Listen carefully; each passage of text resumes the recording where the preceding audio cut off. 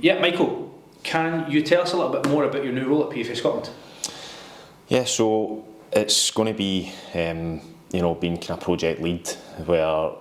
I've spoke to Fraser quite a lot, our chief executive, about what that's going to look like and what it's going to entail. And I think in my role as chair, there's been some areas of development and work that we need to do in regards to trying to benefit the members as much as possible. So Fraser's been brilliant in terms of giving me the licence to go and drive these projects forward. Things around support for players, mental health support, different areas of research potentially in terms of looking at players, number of players, Scottish players playing in the league, but also young players that progress and what that pathway is into the first team. How many kids are actually making it? What are some of the consequences that they might face if they don't, relative to their mental health? We're looking at medical cover and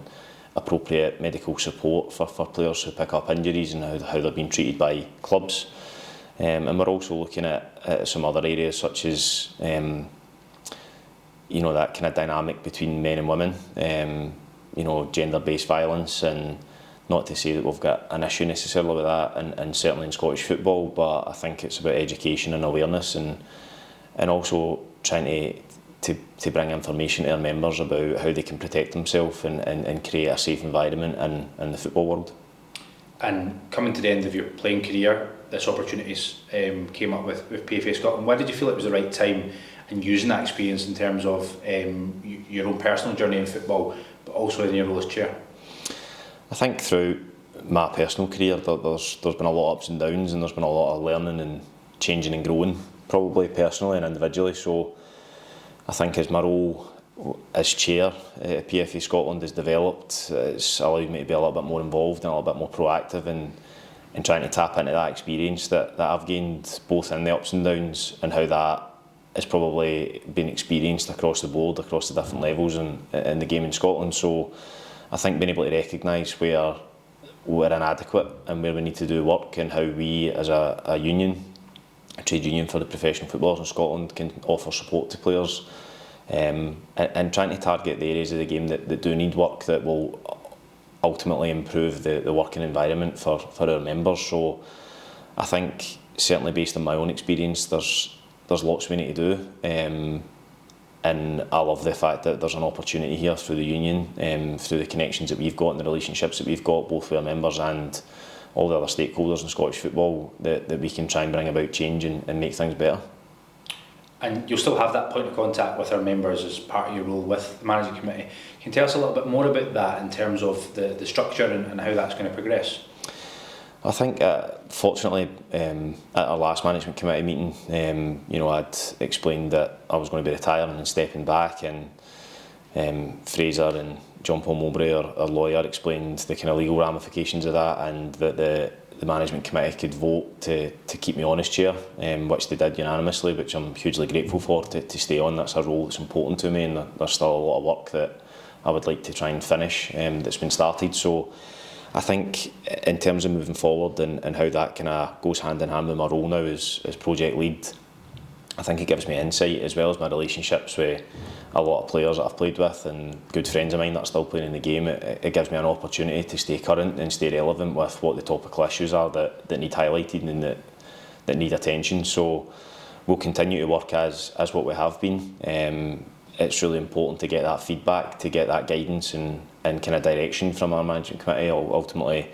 their current players, they're experiencing the ups and downs and what it really is just now to be a professional footballer in Scotland. So we want to take that guidance, and I want to be there to try and support, along with our colleagues here and the staff, to improve things and make things as good as possible. And you mentioned their feedback from the management committee and touching on sort of the engagement of members in general. What sort of message do you have for our members now that you do have the opportunity to progress this role and potentially invest in new areas for members across Scotland? I think that the first and foremost message is always that, as a union and any trade union, the strength's in the collective, and that, as a movement and how we try and bring about change and improve everything, or improve as much as we possibly can for everyone, it's important that we have high numbers of membership. So I think recognising that at times I hope for every individual that they might not necessarily need the union albeit there are certainly benefits and additives that can be beneficial to everybody. As being part of your union, I think ultimately that it might not necessarily be you that needs it and is going to benefit from it. Sorry, in the short term or the immediate, but the person sitting next to you may well need it, and other players at other teams up and down the country may need it as well. So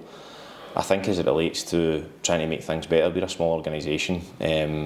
with fairly limited resources in comparison with some of our neighbouring unions, for example. But we do a lot of good work here, and I think that we're making real progress. You know, even the kind of creation of this role that I'm stepping into now shows the kind of development and progression that we're making,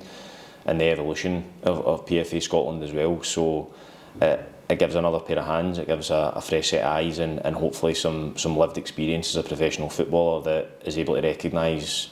where we're currently falling short in Scotland, and how we can try and ultimately use the power that we have and use the influence that we have to implement change and ultimately improve the overall working conditions for our players.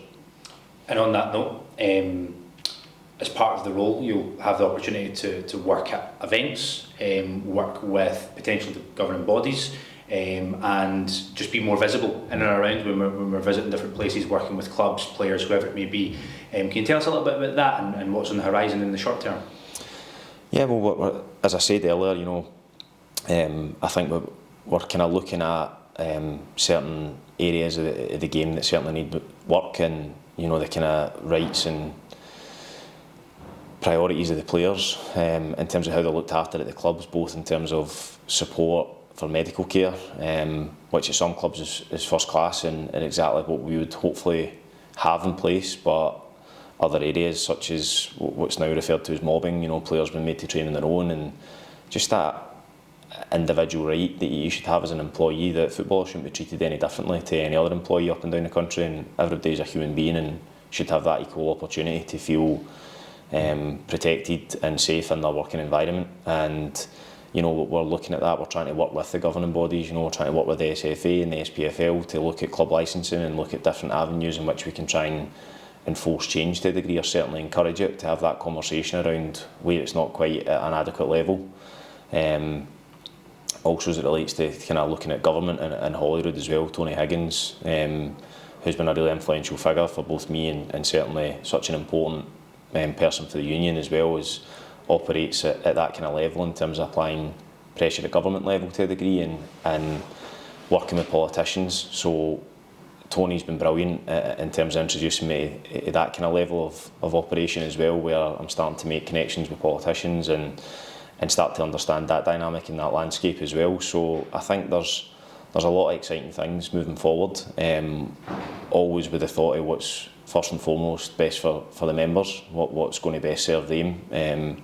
which can only come from feedback and guidance and through lived experience as being a footballer, but then also what is best for PFA Scotland.